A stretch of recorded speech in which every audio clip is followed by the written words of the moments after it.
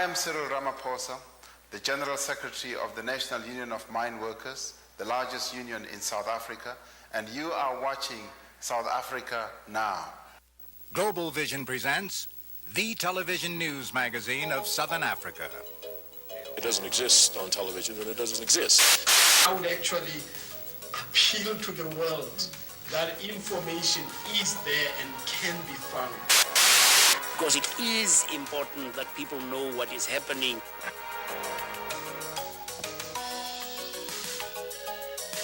This week, South Africa Now reports these stories.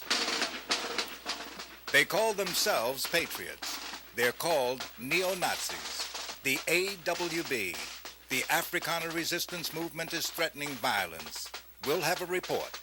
I will use anything possible to keep my country safe. Yes, weapons too.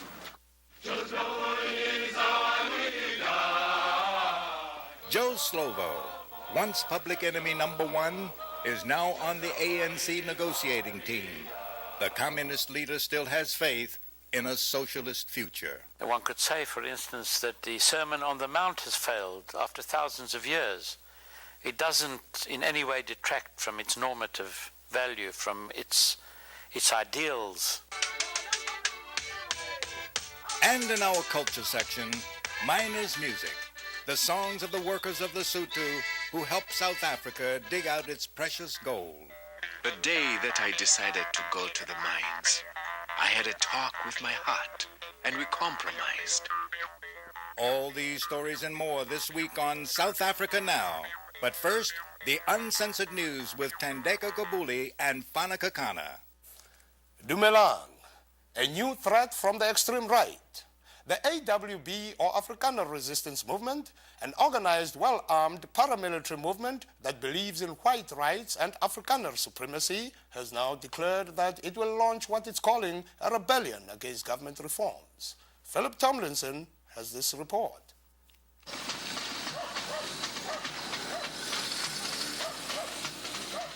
Their marches and rallies are becoming more frequent, and their cry of white resistance is resounding beyond the ultra-right neighborhoods they've sworn to protect with blood.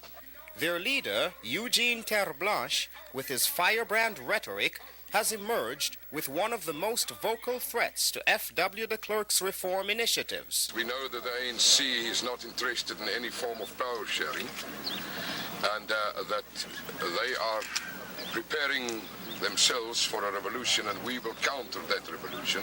I will use anything possible to keep my country safe. Yes, weapons too. Some of the movement's staunchest supporters are young farm boys and working-class whites.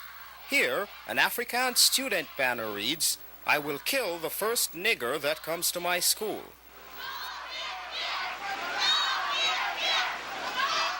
Terreblanche and his movement have been on the warpath since the government started talking reform.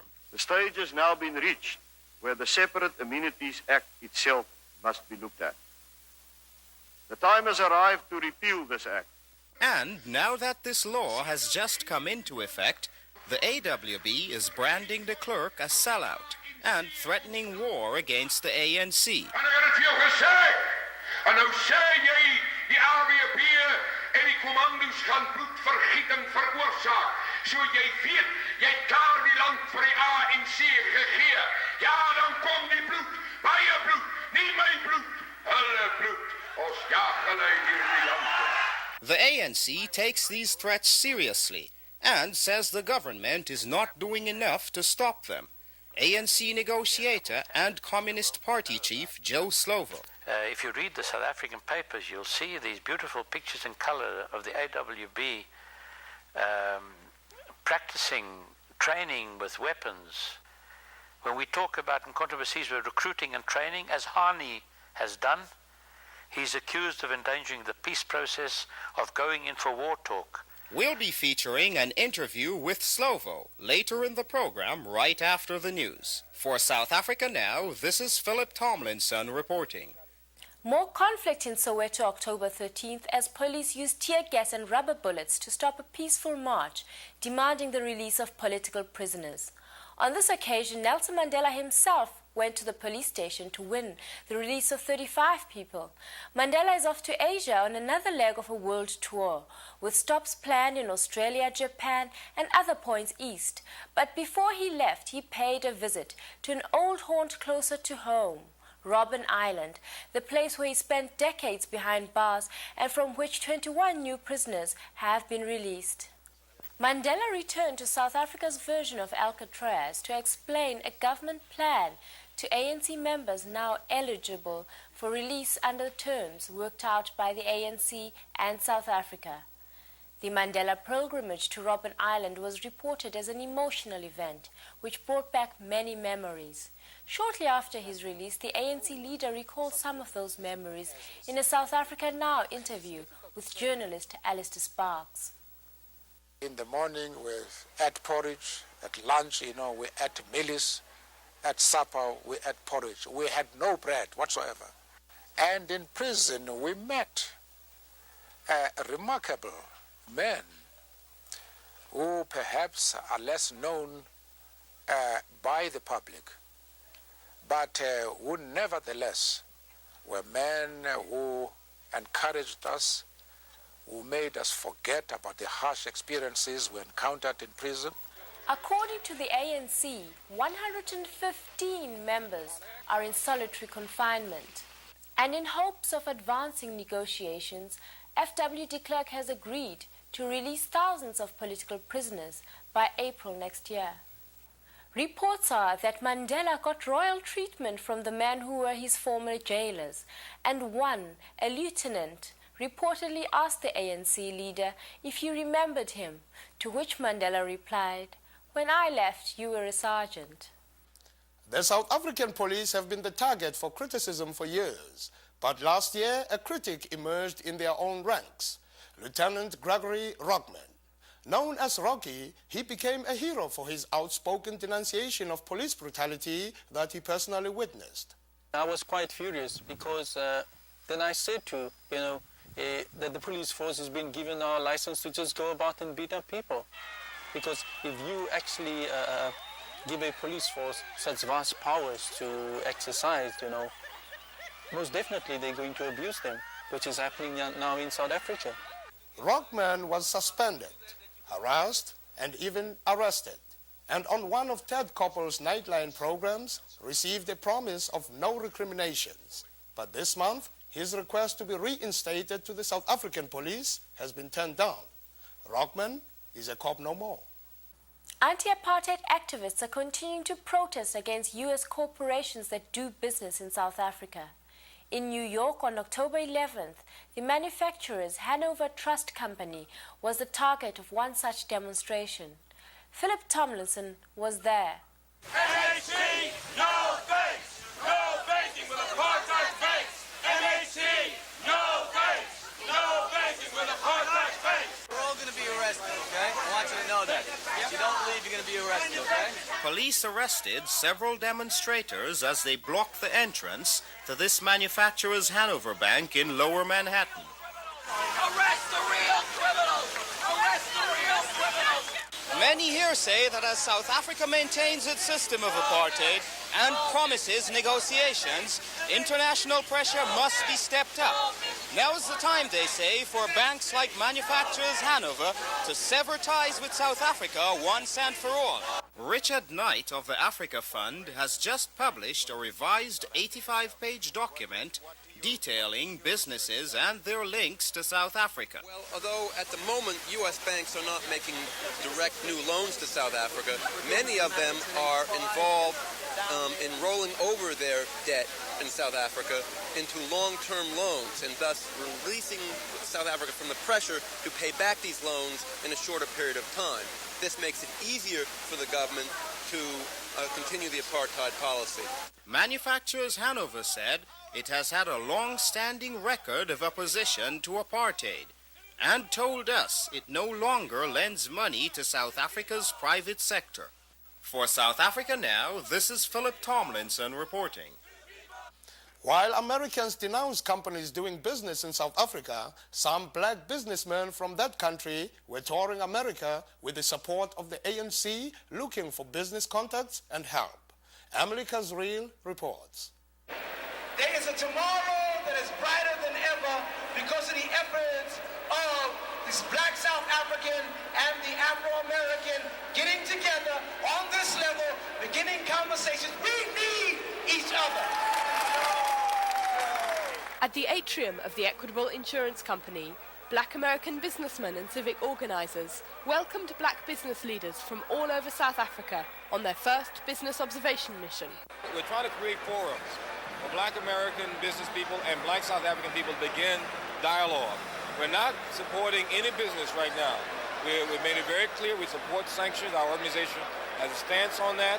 What we're trying to do is, though, for any business to be done in the future, we need to know each other better. The visiting group was taken to the heart of American capitalism on Wall Street. They trade the energy products, heating oil, crude oil, unleaded gasoline. They trade platinum and palladium. I think it's mind-boggling. I think it shows that business is not confined to one's territories. It's something that links other countries. So if you talk about stock exchange, you're talking about economies which affect the whole world. While there has been a proliferation of black businesses in South Africa, in both the service and retail industries, there is still a lack of access to high-level business, which remains dominated by white corporate interests. It is significant that the ANC, which has been pictured as promoting nationalisation, supports the visit.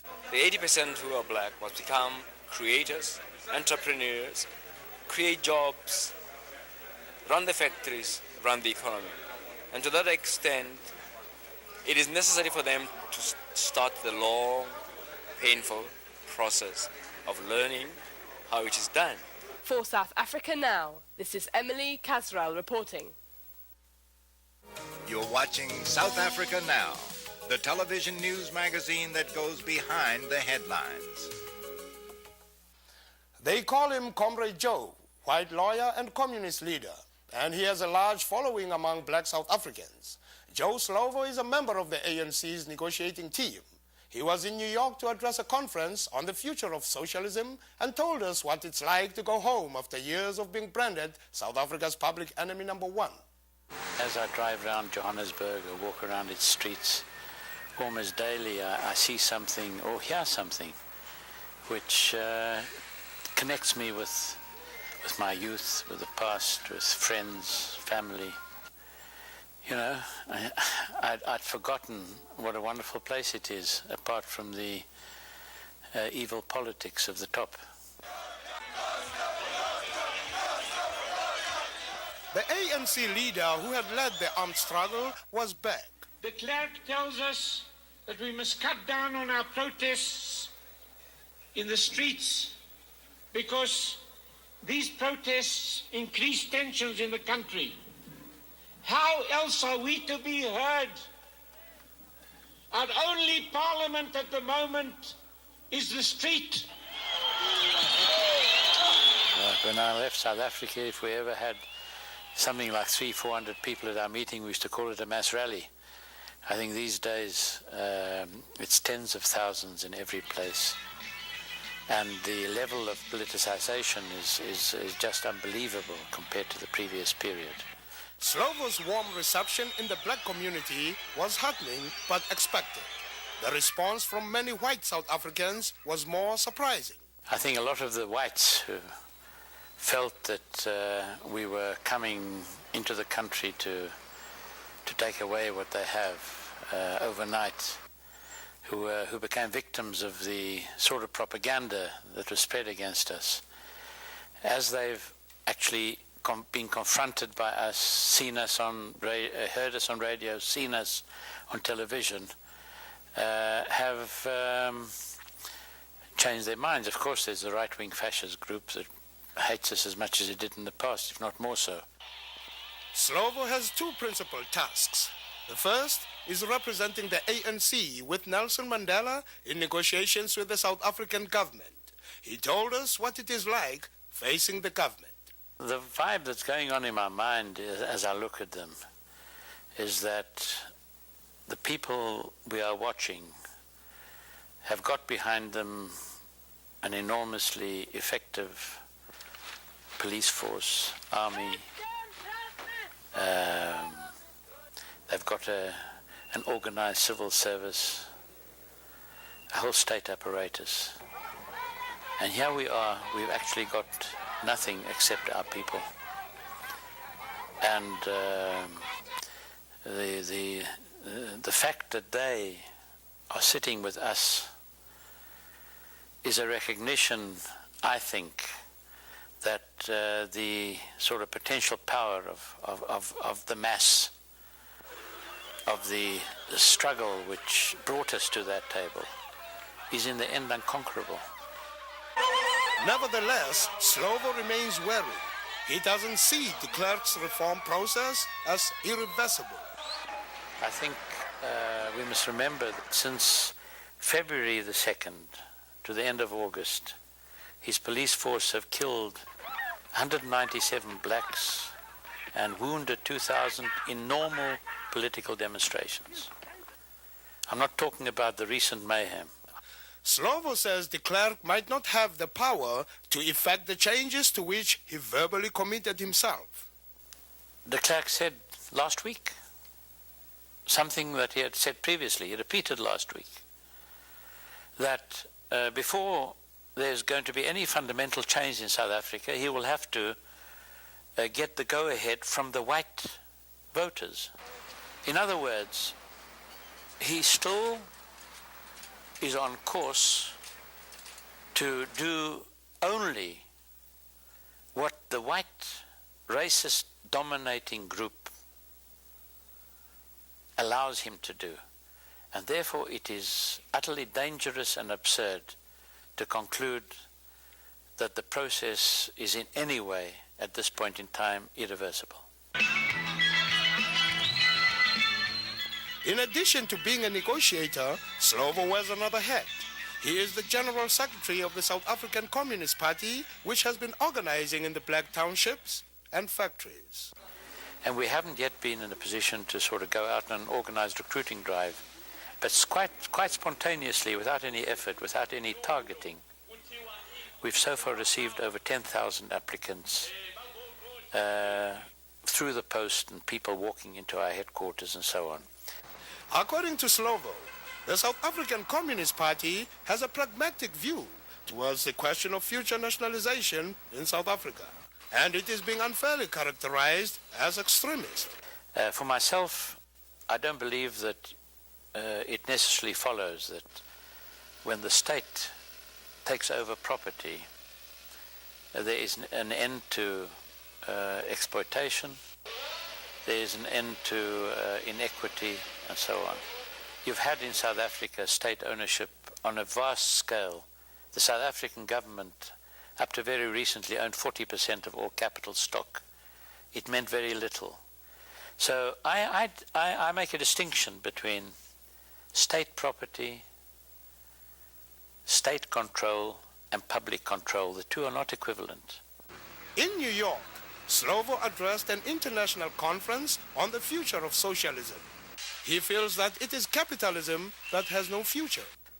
But if you tell me, like the United States, where we are today, that a system has succeeded which after 500 years is incapable of organizing full employment, a system in which every evening I read in New York in the subway 5,000 homeless youngsters live, if after such a long period, after so many technological advantages, after so much riches being accumulated, a system cannot cater for these, what I consider to be basic human rights, it cannot be presented to humanity as the alternative. You're watching South Africa Now. Coming up next, our culture segment, featuring the best music, film, drama, and artistic expression from Southern Africa. Work songs are part of every workplace in South Africa, and since many of the miners come from the surrounding countries, they bring their own music. This week, we spotlight the music of the miners from Lesotho, a film produced by Guy Zenzinger and New York anthropologist David Copelan. There are 500,000 mine workers in South Africa who come usually from rural areas and are among the most exploited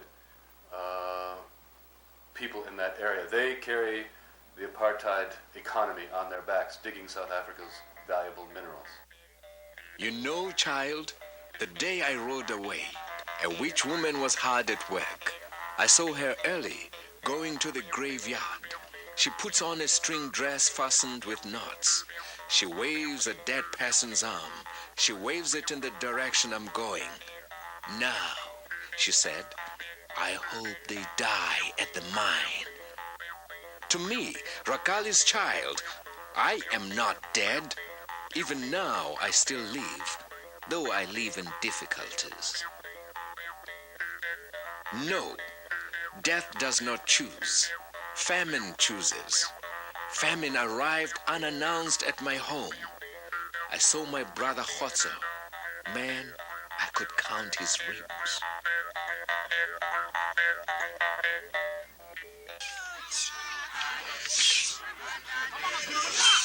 Dance, as well as poetry, is used to maintain the vital sense of Sotho manhood and cultural identity. This dance, the Mohobelo, originated as a men's rain-making dance. Today, it is done for entertainment throughout Lesotho and at the mines by organized teams or dance clubs. Difela can be recited during the performance of Mohobelo.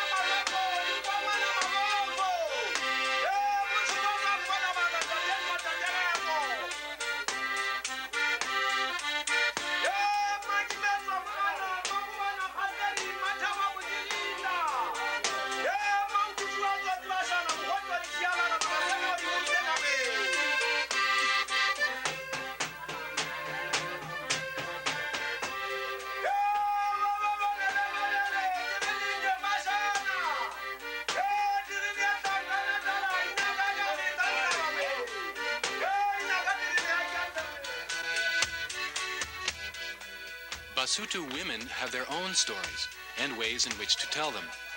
Unlike the men, these women always perform their songs to the rhythms of focho music, played by musicians hired to keep the party going.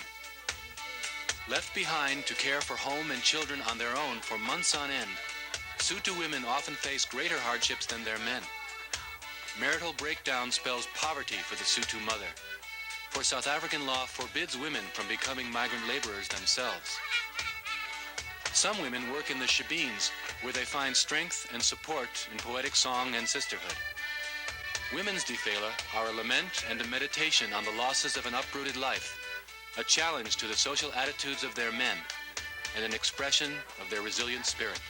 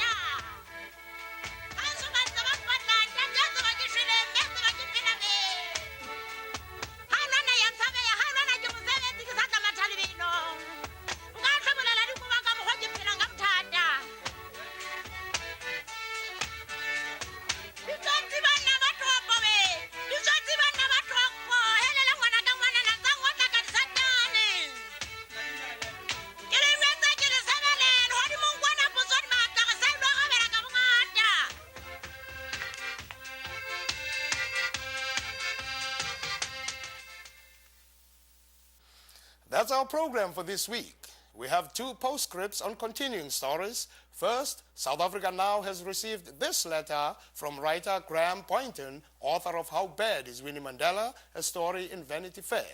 Poynton insists that we were unfair to him and disputes as untrue a charge made by human rights lawyer Joel Carlson that the travel magazine he writes for received a $10 million contract from the South African Airways. He insists that he was merely reporting the views of ordinary black South Africans, including Mrs. Mandela's neighbors, who say she should be tried, and not just echoing government views. For an ANC reaction on the case, we spoke with ANC leader Patrick Lekota. We don't expect that the case will be treated as a purely criminal case. It cannot be, because the Mandela name is central to the struggle of the people of South Africa. It is a political matter. Doesn't matter who says what. We welcome the chance, though, that it must go to court, because it places us in a position in which we are able to get rid of a ghost that might have haunted the movement for a long time to come. And our second follow-up is on the continuing saga of South Africa Now's fight for a visa to visit South Africa. The National Writers' Union has now written to Pretoria to protest on our behalf.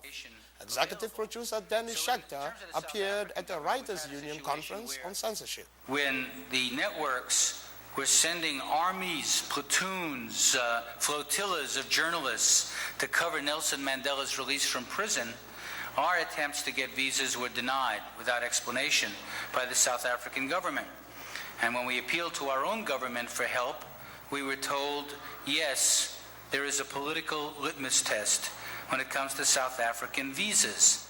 If you're interested in any of the issues we cover, send a self-addressed stamped envelope to South Africa Now, P.O. Box 1907, Canal Street Station, New York, New York 10013. South Africa Now is produced by Global Vision on a non-profit basis in association with the Africa Fund, a tax-exempt organization providing assistance and relief to victims of apartheid. For all of us at South Africa Now, I'm Fana Kekana. See you next week.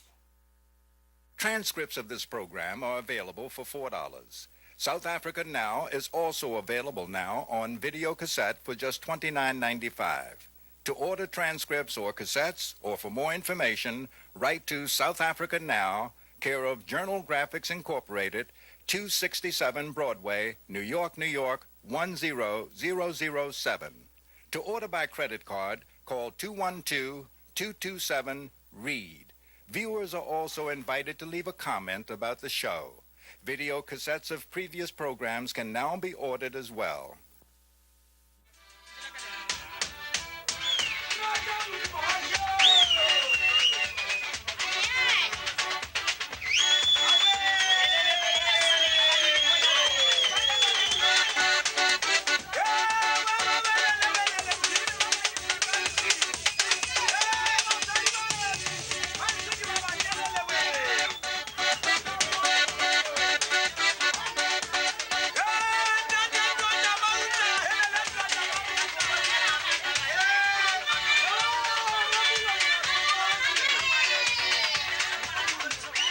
South Africa Now is also supported by public television viewers